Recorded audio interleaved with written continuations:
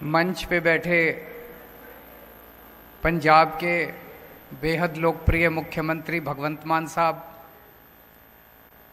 हमारे कुरुक्षेत्र लोकसभा कंस्टिट्यूएंसी के उम्मीदवार सुशील गुप्ता जी, अनुराग ढांडा जी, बलबीर सैनी जी और यहाँ पे कुरुक्षेत्र के कोने कोने से आए हुए मेरे सभी प्यारे बहनों, भाइयों, माताओं, बुजुर्गों, बच्चों, आप सबको मेरा नमस्कार, मेरी राम राम, सबको मेरा प्रणाम।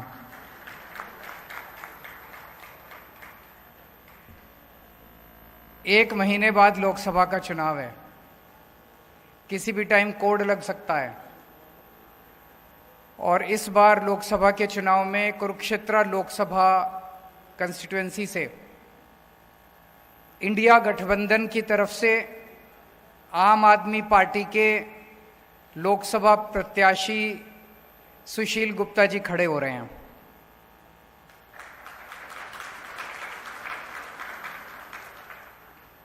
बहुत सारी पार्टियां आएंगी, बहुत बड़ी बड़ी बातें करेंगी।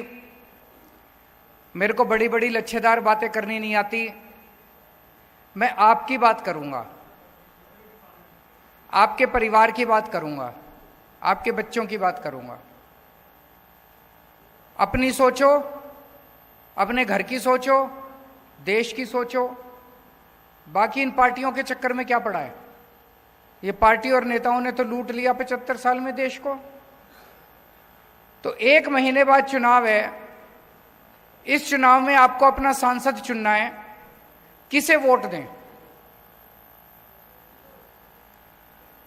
पिछले 10 सालों से हरियाणा में 10 लोकसभा कंस्टिट्यूएंसी हैं।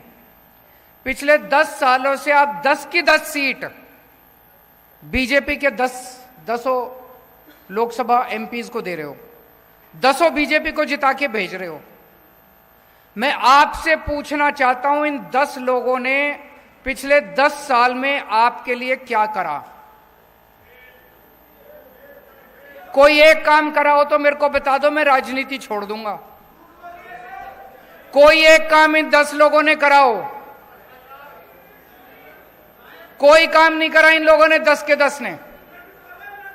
ये आपके लोकसभा, आपके एमपी नहीं है, ये बीजेपी के एमपी हैं। ये आपके लिए काम नहीं करते, ये बीजेपी के गुलाम हैं। बीजेपी कहती है उठ तो उठते हैं, बीजेपी कहती है बैठ तो बैठते हैं। आपके ऊपर इतनी मुसीबतें आई 10 साल के अंदर, कहां थे ये लोग? हमारी हरियाणा की पहलवान बेटियां, उनके ऊपर अत्याचार किए गए, उनके साथ गलत काम किया गया, उनके साथ छेड़छाड़ की गई। जब वो धरना प्रदर्शन करने के लिए दिल्ली गई तो उनको लाठियों से पीटा गया। मैं गया था उनके पास जंतर मंतर पे उनका साथ देने के लिए। आपके 10 एमपी कहां थे? तालियां बजा रहे थे जब आपकी बेटियों के साथ छेड़छाड़ की जा रही थी। घर में बैठ के पार्टी कर रहे थे, तालियां बजा रहे थे जब आपकी बेटियों को छेड़ा जा रहा था। अभी जब आप किसान, हरियाणा के, पंजाब के किसान दिल्ली जाना चाहते थे, बॉर्डर के ऊपर उनको रोक लिया गया। क्या कसूर था जी किसानों का? यही तो कह रहे थे फसलों के पूरे दाम दे दो। मिलने चाहिए कि नहीं मिलने चाहिए पूरे दाम? फसल के पूरे दाम मिलने चाहिए नहीं मिलने चाहिए किसानों को? किसान कह रहे थे फसलों के पूरे दाम दे दो। क्या मिला बदले में? ऊपर से गोले छोड़ दिए। ऊपर से चाइना के ऊपर गोले छोड़ने की हिम्मत नहीं है इनकी, पाकिस्तान के ऊपर गोले छोड़ने की हिम्मत नहीं है, अपने किसानों के ऊपर गोले छोड़ दिए इन लोगों ने। एक किसान मारा गया, किसान का बेटा शहीद हो गया पंजाब के अंदर। जब किसानों के ऊपर गोले छोड़े जा रहे थे, आंसू गैस के गोले छोड़े जा रहे थे, रबड़ की गोलियां छोड़ रहे थे, मार रहे थे, डंडे मार रहे थे, वाटर कैनन मार रहे थे, तो कहां थे जी आपके ये 10 एमपी? ये तालियां बजा रहे थे। बड़ा मजा आ रहा था इनको, किसानों को पीट रहे हैं, बड़ा मजा आ रहा था इनको, बहुत मजा आ रहा था इनको। पिछले साल किसानों की फसलें बर्बाद हो गई पूरे हरियाणा के अंदर। पूरे हरियाणा के किसानों में तबाही मची हुई थी, फसलें बर्बाद हो गई, बेचारा किसान लुट गया। ब्याज, वो कर्जा लेके तो बेचारा फसल उगाता है, उसका ब्याज ऊपर से देना पड़ता है। चारों तरफ किसान कह रहे थे भाई हमको मुआवजा दे दो, मुआवजा दे दो। किसी को मुआवजा नहीं दिया खट्टर सरकार ने। कहां थे तब ये 10 के 10 MP?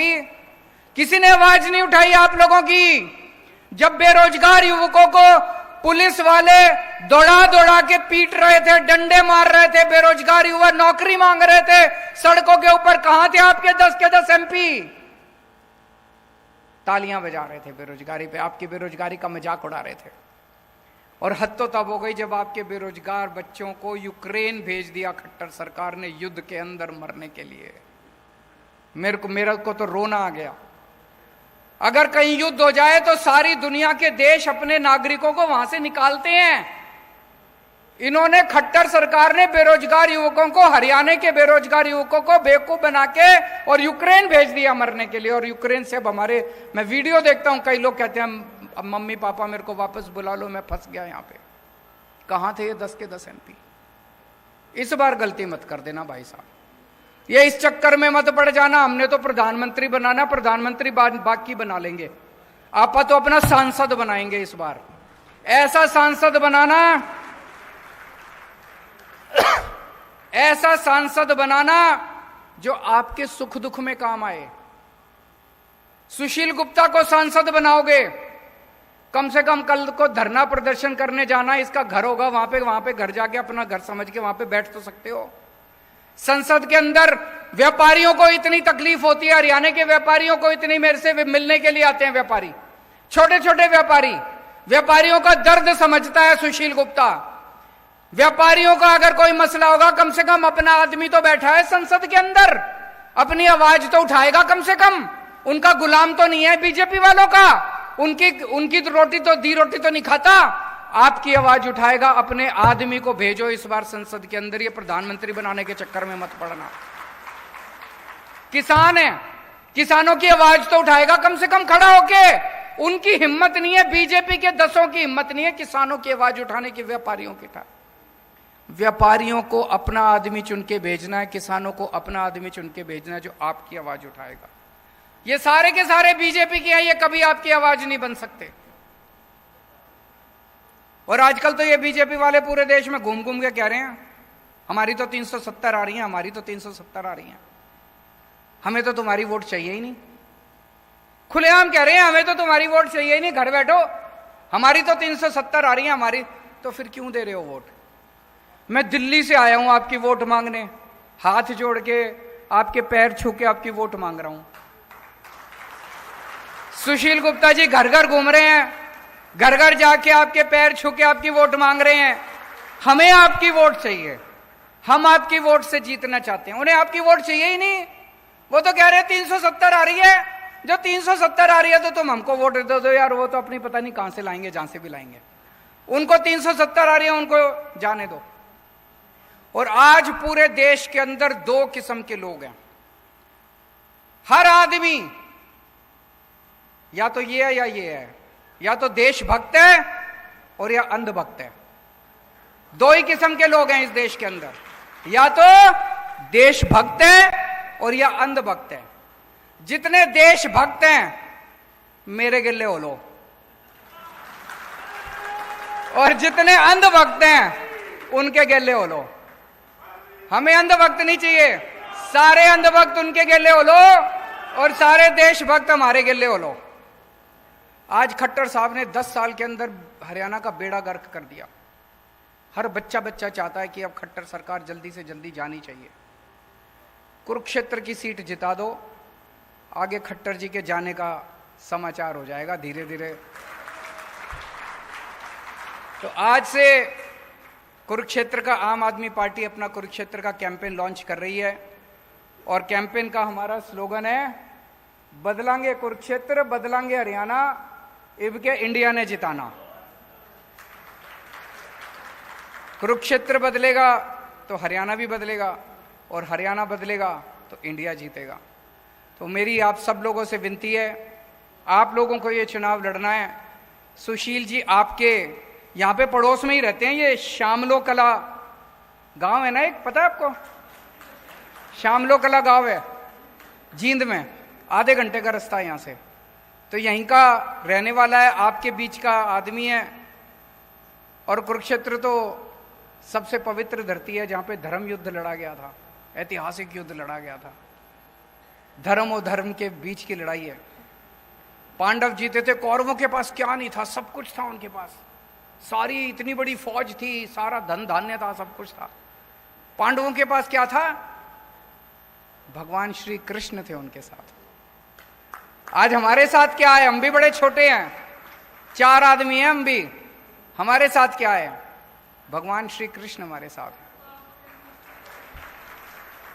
और उनके पास सब कुछ है। आज उनके पास सारी शक्तियां हैं, सारी आईबी, सीबीआई, ईडी, फीडी सब है उनके पास। हमारे पास नहीं, हमारे साथ हमारा धर्म है। और ये धर्म और अधर्म की लड़ाई है। आप लोगों को तय करना है कि आप धर्म के साथ हैं कि अधर्म के साथ हैं। भारत माता की के लिए राष्ट्रगान